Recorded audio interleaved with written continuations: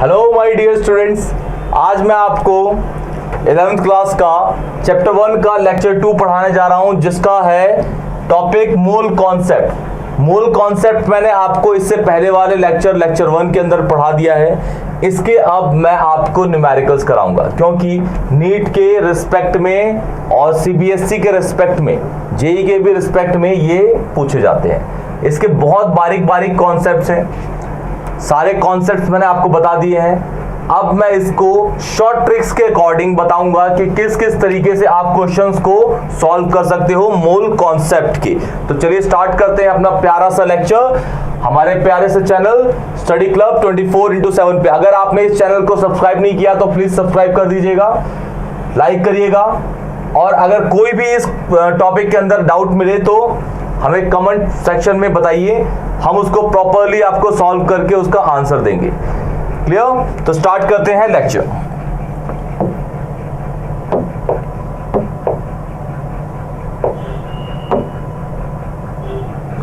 Mole concept, इसकी हल्की सी झलक दे देता हूं मैं आपको।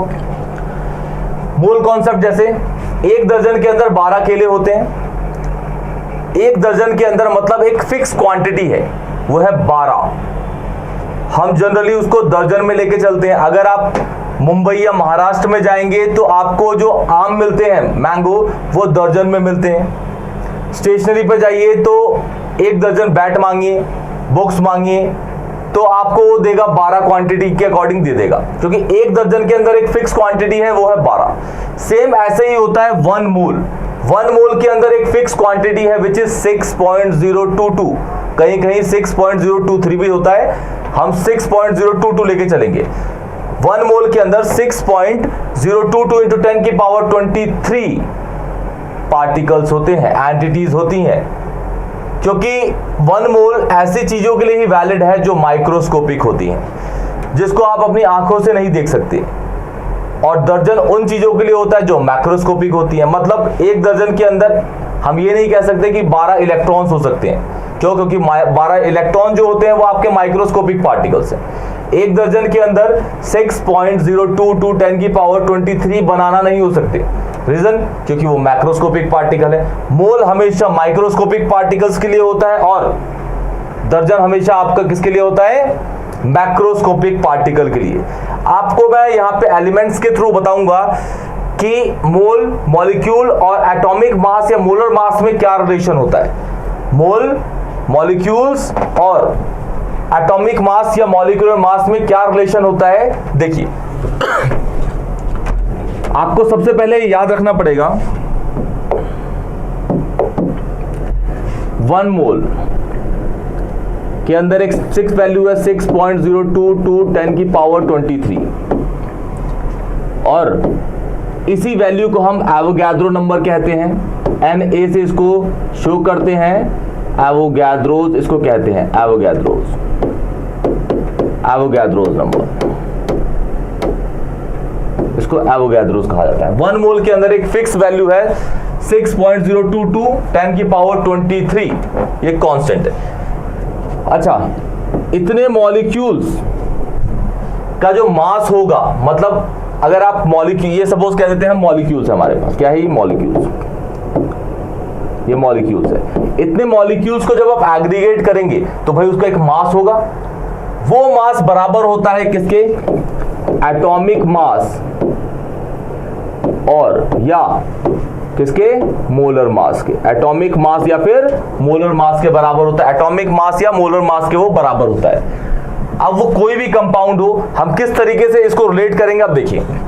जैसे बात करता हूं मैं 1 मोल ऑफ CO2 है भाई मेरे पास, तो इसमें एक मोल CO2 में कितने मॉलिक्यूल्स होंगे? 6.022 10 की पावर 23 मॉलिक्यूल्स होंगे। हाँ भाई, मॉलिक्यूल्स हो गए। अच्छा, इतने मॉलिक्यूल्स और किसके? ऑफ CO2, क्योंकि किसके रिस्पेक्ट में चल रहा है भाई? CO2 के। तो इतने मॉलिक्यूल्स को जब ऑफ CO2 को, इतने मॉलिक्यूल CO2 को जब हम एग्रीगेट करेंगे तो इसका जो मास आएगा, जब हम इसको वे करेंगे तो इसका मास जो होगा वो CO2 का मोलर मास होगा। तो CO2 का मोलर मास कितना होता है? कार्बन 12 प्लस ट्वाइस ऑफ 16, तो ये हो जाएगा आपका कितना 44, और ये 1 मोल के लिए है तो आपको वर्ड डालना पड़ेगा ग्राम पर मोल। कितने मोल के लिए है? 1 मोल के लिए तो ग्राम पर मोल। अगर इसी को मैं 2 मोल के लिए लिखता, सपोज 2 मोल्स ऑफ CO2, जैसे 1 दर्जन में 12 केले होते हैं तो 2 दर्जन में होंगे 24 केले, ऐसे ही 1 मोल में इतने मॉलिक्यूल्स है तो 2 मोल में 2 से मल्टीप्लाई कर देंगे तो हो जाएगा 2 × 6.0 2 × 10 की पावर 23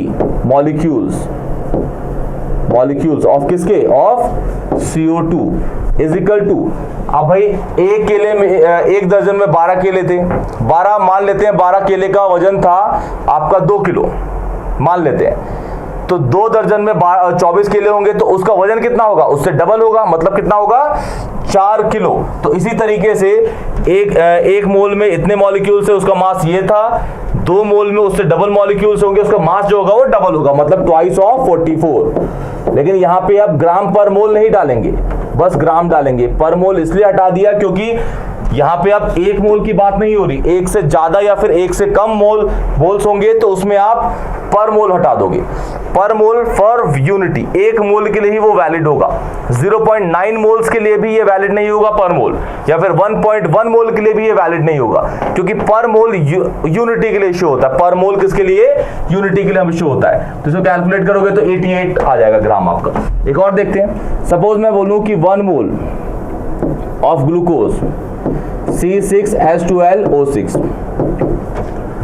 इसमें कितने मॉलिक्यूल्स होंगे भाई? 1 मोल के अंदर तो फिक्स क्वांटिटी है 6.022, लेकिन किसके मॉलिक्यूल होंगे? वो होंगे ग्लूकोज के। अभी तो हम CO2 की बात कर रहे थे, क्योंकि CO2 का मोल ले रहे थे तो CO2 के मॉलिक्यूल्स होंगे। अब ग्लूकोज के मॉलिक्यूल मोल ले रहे हैं तो ग्लूकोज के ही मॉलिक्यूल होंगे, तो होंगे 6.022 10 की पावर 23 मॉलिक्यूल्स ऑफ किसके? ग्लूकोज के। ग्लूकोज का फॉर्मूला हो रहा, अब मोलर मास डाल लेते हैं, 612 प्लस 12 × 1 प्लस 6 × 16, इन सबको जब आप ऐड करोगे तो आएगा 180। अब यहां ग्राम पर मोल लगाएंगे क्या? लगाएंगे, क्योंकि ये कितने मोल के लिए चल रहा है भाई? ये 1 मोल के लिए चल रहा है। कितने के लिए? 1 मोल के लिए। इसी तरीके से आप इन तीनों के बीच में एक रिलेशन है, मतलब मोल 1 मोल बराबर होगा 6.022 10 की पावर 23 मॉलिक्यूल्स के, और जब उतने मॉलिक्यूल्स का वेट करेंगे तो वो बराबर होगा उसके एटॉमिक मास या मोलर मास के। यहाँ पे हमने मोलर मास ही देख लिए, क्योंकि ये भी एक मॉलिक्यूल है, ये भी एक मॉलिक्यूल है। अब मैं एक एटम के थ्रू लेके चलता हूं, जैसे मैं बोल दूं कि 1 mole of calcium is equal to 6.022 10 की पावर 23 मॉलिक्यूल्स ऑफ कैल्शियम होगा, और इतने मॉलिक्यूल्स कैल्शियम का जब मैं एग्रीगेट करूंगा तो इसका मास आएगा एटॉमिक मास, क्योंकि ये एटम है, एटॉमिक मास या मोलर मास के बराबर। अभी तो हमने मोलर मास ही लिए थे, अब इसमें एटॉमिक मास कितना होता है भाई? इसका 40 ग्राम पर मोल। कितना होता है जी? 40 ग्राम पर मोल। 40 ग्राम पर मोल। पूरी आपको मोल कॉन्सेप्ट, पूरा आपका मोल कॉन्सेप्ट मैं एक ही तरीके समझा दूंगा, वो है यूनिटरी मेथड। यूनिटरी मेथड से आपको मैं समझा दूंगा, ये पंगे लूंगा इसमें, ये वाले इन तीनों को रिलेट करूंगा और यूनिटरी मेथड लगाऊंगा, आंसर आ जाएगा आपका। कोई फॉर्मूला आपको यूज ही नहीं करना, एक फॉर्मूला याद नहीं करना आपको, बस यूनिटरी मेथड से आपको मैं करा दूंगा, पूरा का पूरा यूनिटरी मेथड से आपको मैं करा दूंगा। अब जैसे यूनिटरी मेथड होता क्या है, 1 दर्जन में 12 केले होते हैं, 1 दर्जन में 12 केले होते हैं, तो 1 किलो में कितने दर्जन होंगे? 1/12। 1 दर्जन में 12 केले होंगे तो 1 किलो में कितने दर्जन होंगे? 1/12, क्योंकि 1 को हम 12 से डिवाइड कर देंगे तो हमारा आ जाएगा क्या? 1 केले में कितने दर्जन होंगे। अब 2 दर्जन में कितने, 2 किलो में कितने दर्जन होंगे? तो 2/12। तो इस तरीके से आपको यूनिटरी मेथड यूज करना है। मैं यहां आपको एक बार बता देता हूं, देखिए जैसे सपोज मैं करता हूं यूनिटरी मेथड, यूनिटरी मेथड 1 दर्जन में 12 बनाना है, सही है। तो 1 बनाना में कितने दर्जन होंगे भाई? 12 को नीचे भेज दूं तो 1/12 दर्जन, इज इक्वल टू 1 बनाना। सही है, बिल्कुल सही है। अब 2 किलो में कितने होंगे, 2 बनाना, यहां डाले, उधर भी मल्टीप्लाई करेंगे तो 2/12 दर्जन, मतलब इन शॉर्ट 1/6 हो जाएगा। 2 किलो में कितने दर्जन हो जाएंगे, 1/6। तो ये यूनिटरी मेथड है। हम जो भी चीज गिवन दी जाती है उसको हम 1 बना लेते हैं और हम क्वेश्चन को इजीली सॉल्व कर देते हैं। देखिए किस तरीके से स्टार्ट करते हैं। ये क्वेश्चन है आपके पास, क्या रखा है, calculate the number of moles present in 10 gram of glucose. तो पहले वही रिलेशन लिख लेते हैं। यहां पे जो कंपाउंड दे रखा है वो दे रखा है हमें कौन सा, ग्लूकोज। तो ग्लूकोज के रिस्पेक्ट में लिख लेते हैं 1 मोल, ध्यान से देखिएगा, 1 mole of glucose is equal to 6.022 10 की पावर 23 मॉलिक्यूल्स ऑफ ग्लूकोज। और ग्लूकोज का मास मैंने आपको बता ही दिया था 180 होता है, और 1 मोल के लिए चल रहा है तो पर mole of glucose, of glucose. Question में 2 चीजें होंगी, एक गिवन दी होगी और एक निकालने के लिए। अब देखिए इसके अंदर क्या है, हमारे पास 3 पोर्शन है, मोल है, मॉलिक्यूल है और मास है। मोल, मॉलिक्यूल और मास। लेकिन क्वेश्चन के अंदर 2 चीजें हैं। आपको गिवन दे रखा है ग्लूकोज का मास 10 ग्राम, लेकिन निकालना क्या है, मोल।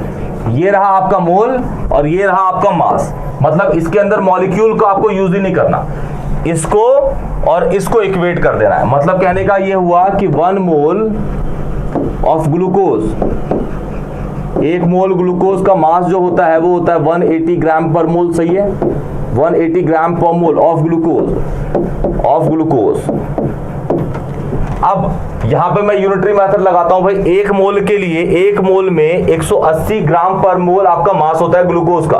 तो मैं 1 ग्राम के लिए निकाल लेता हूं। 1 ग्राम ही क्यों निकालता हूं, क्योंकि मुझे क्वेश्चन में गिवन दे रखा है मास।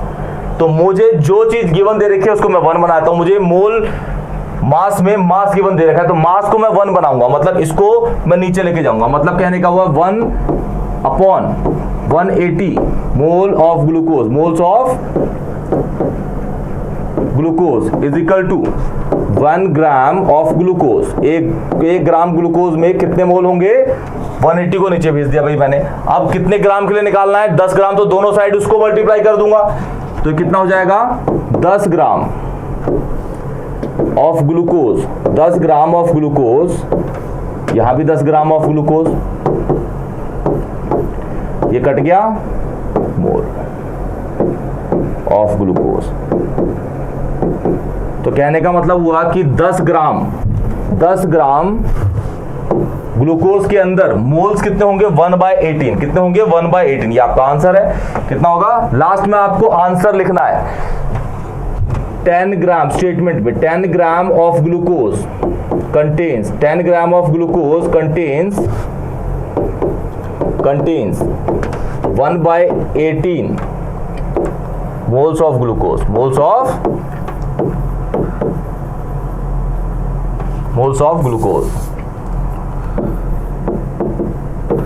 Of glucose. 10 ग्राम ग्लूकोज के अंदर 1/18 मोल्स ऑफ ग्लूकोज होंगे। ये है यूनिटरी मेथड। फिर से एक बार रिपीट करते हैं। तो एक क्वेश्चन में क्या कह रहा है, calculate the number of moles present in 10 gram of glucose. अब भाई ग्लूकोज के रिस्पेक्ट में मैंने 1 मोल का फंडा खोल दिया पूरा। 1 मोल ग्लूकोज के अंदर इतने मॉलिक्यूल होंगे ग्लूकोज के, और इतने मॉलिक्यूल्स ग्लूकोज का जब एग्रीगेट करूंगा तो इनका मास होगा, कितना होगा, उसका मोलर मास होगा जो है 180 ग्राम पर मोल। अब फिर क्वेश्चन में बोला है कि एक चीज आपको निकालनी होगी, फाइंड आउट करनी है, एक चीज गिवन होगी। तो calculate the number of moles, आपको मोल्स आपको यहां निकालने हैं और आपको मास दे रखा है, ये ग्राम में दे रखा है तो मास और किसका निकालना है जी, ग्लूकोज का। और मोल्स निकालने हैं, ऑब्वियस है वो मोल्स भी किसके ही होंगे, ग्लूकोज के ही होंगे। तो मैंने यहां देख लिया भाई मेरा मोल्स ये रहा और मास ये रहा, मतलब इसका तो मुझे कोई यूज ही नहीं करना, इसका मुझे कोई यूज ही नहीं करना, तो इसको मैंने छोड़ दिया। मैंने रिलेट किया मोल को और मास को।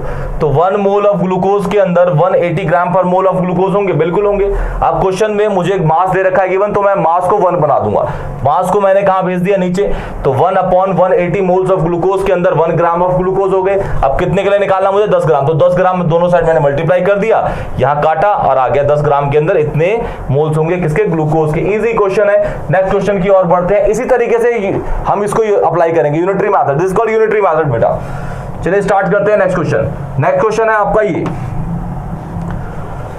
Calculate the mass of CaCO2 present in 2 moles. 2 moles में आपको मास निकालना है CaCO2 का। देखिए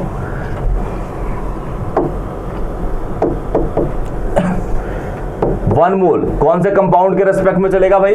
कैल्शियम कार्बोनेट।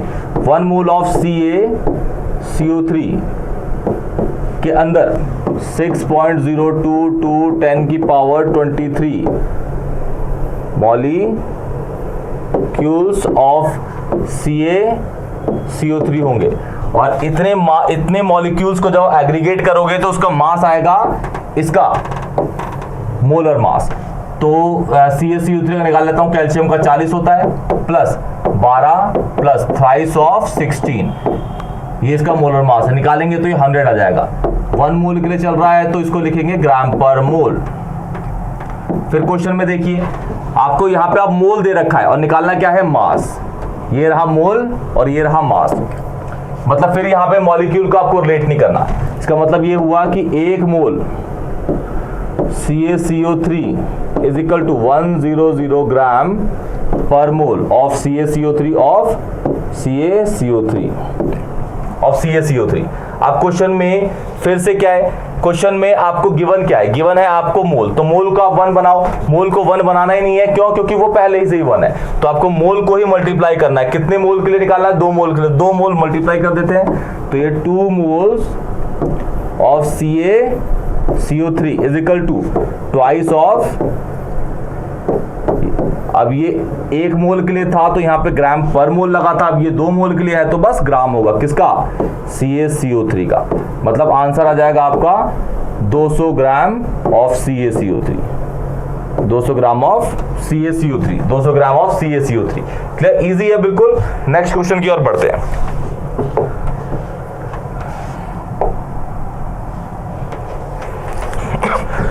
अब इस क्वेश्चन में है, calculate the mass of urea present in 6.022 10 की पावर 24 मॉलिक्यूल्स। यूरिया का मास निकालना है, मॉलिक्यूल दे रखा है, तो यहां पे हम मोल्स को कंपेयर ही नहीं करते, या फिर एक बार करके ही देख लेते हैं। इस क्वेश्चन में बता दूंगा आपको कि जो आपको रिलेट करना है वो डायरेक्ट कैसे लिख सकते हैं आप। यहां पे देखिए मास दे रखा है, मास, और निकालना है मॉलिक्यूल। मतलब मास आपको निकालना है, मॉलिक्यूल आपको गिवन दे रखा है, और किसके रेस्पेक्ट में चलेगा भाई? सिस्टम चलेगा आपका यूरिया। तो यूरिया के मॉलिक्यूल लिख देता हूं। 1 मोल में कितने मॉलिक्यूल होंगे? क्योंकि मोल तो मुझे यूज करना ही नहीं है यहाँ पे, तो मोल को छोड़ दो। वैसे देखेंगे यूरिया के 1 मोल में कितने मॉलिक्यूल होंगे? 6.022 10 की पावर 23 मॉलिक्यूल होंगे, मॉलिक्यूल्स ऑफ किसके? यूरिया। और इतने मॉलिक्यूल्स का जो एग्रीगेट करोगे, इकट्ठा करोगे, तो उसका मास जो आएगा वो यूरिया का मोलर मास आएगा। यूरिया का फॉर्मूला होता है, ये लिख देता हूं यहां पे, NH2CO NH2। आपको क्वेश्चन में दिया जाएगा, ये हो गया 14 प्लस 2 प्लस 16 12 प्लस, ये 12 प्लस 16 प्लस 14 प्लस 2, ये हो गया आपका 16 30, तो ये आपका पूरा हो जाएगा 60। इसको कैलकुलेट करेंगे 60, तो ये आएगा 60 ग्राम पर मोल ऑफ यूरिया 16 ग्राम पर मोल ऑफ यूरिया। अब क्वेश्चन में ये किसके बराबर होगा? 1 मोल ऑफ यूरिया की, क्योंकि मोल मैंने लिखा ही नहीं, क्योंकि मुझे यूज ही नहीं करना है इसके अंदर। शॉर्ट टॉप लेते हैं। तो अब इसमें क्वेश्चन में मुझे मास निकालना है। मास मेरा ये दे रखा, मास मेरा ये दे रखा, ये है मेरा मॉलिक्यूल, ये मेरा मास दे रखा है, और ये मॉलिक्यूल। अब मुझे निकालना क्या है? मास और मॉलिक्यूल गिवन है क्वेश्चन में मुझे, कितना मॉलिक्यूल है ये, तो मॉलिक्यूल वाले पोर्शन को मैं 1 बनाऊंगा, मतलब ये सारी वैल्यूज के नीचे भेज दूंगा, 1 मॉलिक्यूल के लिख दूंगा। तो 1 मॉलिक्यूल ऑफ यूरिया 60 अपॉन 6.022 10 की पावर 23 ग्राम ऑफ यूरिया, ये यूरिया। अब कितने मॉलिक्यूल गिवन दे रखे ये वाले, तो दोनों साइड मल्टीप्लाई कर दो, 6.022 10 की पावर 24 मॉलिक्यूल्स ऑफ यूरिया, 6.022 10 की पावर 24 इंटू 60 अपॉन 6.022 10 की पावर 23। ये कट गया, ये कट गया, ये कट गया, ये कट गया, मतलब ये बचा, इसके साथ मल्टीप्लाई जाएगा तो हो जाएगा 600 ग्राम आ जाएगा भाई। 600 gram of urea, 600 gram of urea, 600 gram of urea है। 600 ग्राम ऑफ यूरिया कितने में आया? 6.022 10 की पावर 24 मॉलिक्यूल्स ऑफ यूरिया। इसी तरीके से आपको कोई भी दे रखा हो आप निकाल सकते हैं, कुछ भी दे रखा हो। जैसे एक और क्वेश्चन देखते हैं, calculate the number of molecules of acetic acid present in 4.5 moles. किसके रिस्पेक्ट में? इसका फॉर्मूला क्या होता है? CH3COOH। इसका जब मोलर मास निकालोगे ना भाई, इसका मोलर मास mm निकाल लेना आप, तो वो आएगा 60 ग्राम पर मोल ही आएगा, 60 ग्राम पर मोल। देखिए 12 प्लस 3 प्लस 12 प्लस 16 प्लस 1, इसको कैलकुलेट करिए, आपका आंसर आएगा यही, इसका मोलर मास। अब यहाँ पे आपको देखिए मॉलिक्यूल निकालना है और मोल दे रखा है, तो इसमें मास की जरूरत ही नहीं है। मॉलिक्यूल निकालना है और मोल दे रखा है, तो 1 मोल के लिए डाल देते हैं एसिटिक एसिड के लिए। 1 mole of CH3COOH is equal to 6.022 10 की power 23 molecules of acetic acid CH3COOH। एक मोल में इतने मॉलिक्यूल होंगे, तो 4.5 मोल्स में कितने होंगे? मल्टीप्लाई कर देंगे, 4.5 moles of CH3 is equal to 4.5 into 6.022 10 की पावर 23 मॉलिक्यूल्स ऑफ CH3COOH। अच्छा, आपने यहाँ मॉलिक्यूल तो निकाल लिया। अब ये मॉलिक्यूल, अगर क्वेश्चन में एक और चीज दी जाती है कि भाई क्वेश्चन में मैं ऐड कर दूं also calculate the number of atom, इसी में आपको नंबर ऑफ एटम, मॉलिक्यूल तो निकाल लिया, नंबर ऑफ एटम निकालने हैं, तो नंबर ऑफ एटम कैसे निकालोगे? ये तो आपने मॉलिक्यूल निकाल लिया, ये आपने मॉलिक्यूल निकाल लिया, इसको मल्टीप्लाई कर देंगे, मॉलिक्यूल आ जाएगा। अब मुझे नंबर ऑफ एटम निकालने, क्या निकालने? Number of atom. तो मैं इसी क्वेश्चन के लिए नंबर ऑफ एटम निकाल कर दिखाता हूं। पहले देखिए, जो फॉर्मूला है हमारा, कंपाउंड जो है वो है CH3COOH। इसमें कितने एटम है?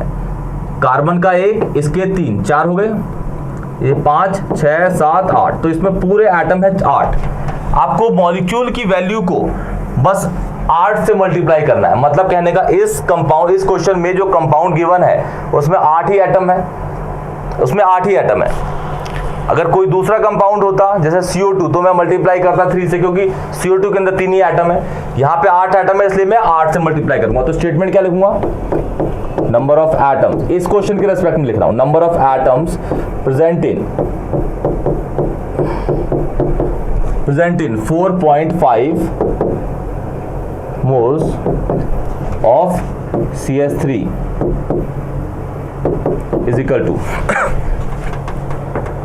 8 इंटू ये वाली पूरी वैल्यू 4.5 इंटू 6.022 10 की पावर 23 एटम्स ऑफ किसके?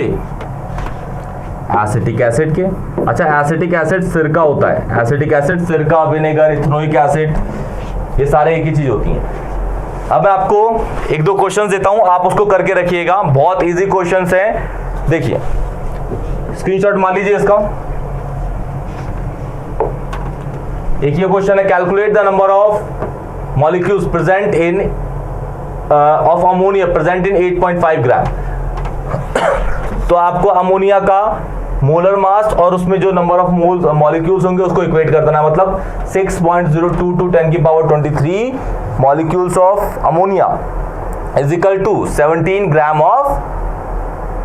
ग्राम पर मोल ऑफ अमोनिया, क्योंकि अमोनिया का मास होता है, अमोनिया जो होता है आपका, अमोनिया जो है आपका NH3 होता है, NH3 आपका अमोनिया होता है, अमोनिया, तो ये 14 प्लस थ्राइस ऑफ 1, तो ये हो गया आपका 17 ग्राम पर मोल, 17 ग्राम पर मोल, तो 17 ग्राम पर मोल से इक्वेट कर देंगे और यूनिटरी मेथड लगा देंगे, आ जाएगा।